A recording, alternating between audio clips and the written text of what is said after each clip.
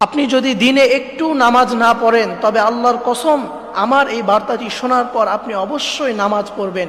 শুধুমাত্র শর্ত হলো আপনি মনোযোগ সহকারে শুনবেন এবং এটা উপলব্ধি করবেন এবং যতটা সম্ভব আপনি এটা শেয়ার করে দিবেন।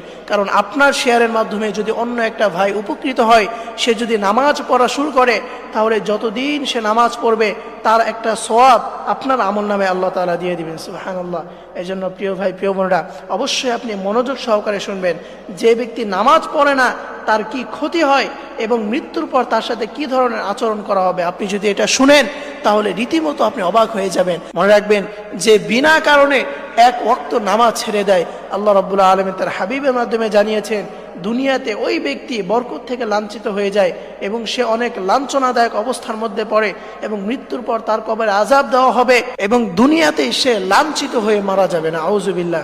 এই জন্য প্রিয় ভাই, প্রিয় বোনেরা, এবং আল্লাহ রাসূল সাল্লাল্লাহু আলাইহি ওয়াসাল্লাম এক হাদিসের ভিতরে বলে দিয়েছেন যে ব্যক্তি বিনা কারণে এক ওয়াক্ত নামাজ ছেড়ে দেয়, জেনে বুঝে জাহান্নামের কোনো একটা দরজায় তার সেই নাম লিখে দেওয়া হয় এবং সেই জাহান্নামটা ওই বেনামাজি ব্যক্তির জন্য বরাদ্দ করে দেওয়া হয়।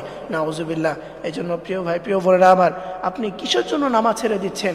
আপনার কোনো কাজ নাই, দেখা যায় সারাদিন সব কিছু করতে পারেন, কিন্তু নামাজের সময়টা এলে তখন আর আপনার শরীর কাজ করে না, আপনার আলসামো লাগে। এই ধরনের কাজ কখনো করা যাবে না। আপনি যদি বিনা কারণে এক ওয়াক্ত নামাজ ছেড়ে দেন তাহলে দুনিয়াতে আপনার থেকে বরকত উঠে যাবে, আপনি দুনিয়াতে লাঞ্ছনাদায়ক অবস্থার মধ্যে পড়বেন এবং দুনিয়াতে লাঞ্ছিত হয়ে আপনি মারা যাবেন এবং কবরের পর তো আছেই জাহান্নামের দরজায় কোনো একটা দরজায় তার নামটা লিখে দেওয়া হয়। এই জন্য প্রিয় ভাই, প্রিয় বোনেরা আমার, অবশ্যই আপনি নামাজ পড়বেন। মৃত্যুর পর নামাজের হিসাবে প্রথম নেওয়া হবে। এই জন্য আপনি যদি দুনিয়াতে নামাজ না পড়েন, দেখা যায় সচরাচর আমরা কোনো আমল করতে পারি না। অনেক আমল আছে কিন্তু আমরা আমল করতে পারি না। কিন্তু যে 5 ওয়াক্ত নামাজ, এই নামাজটাও যদি আমরা না পড়ি তাহলে আপনি কাল কিয়ামতের ময়দানে রবের সামনে আপনি কি জবাব দিবেন? এই জন্য প্রিয় ভাই, প্রিয় বোনেরা আমার, অবশ্যই আজকে থেকেই আপনি নামাজ পড়া শুরু করবেন এবং আপনার আশেপাশে যারা আছে তাদেরকে আপনি নামাজের জন্য উৎসাহিত করবেন। আল্লাহ তাআলা আমাদের সকলকে এই আমলটি করা তৌফিক দান করুক। সকলেই পড়ি আমিন।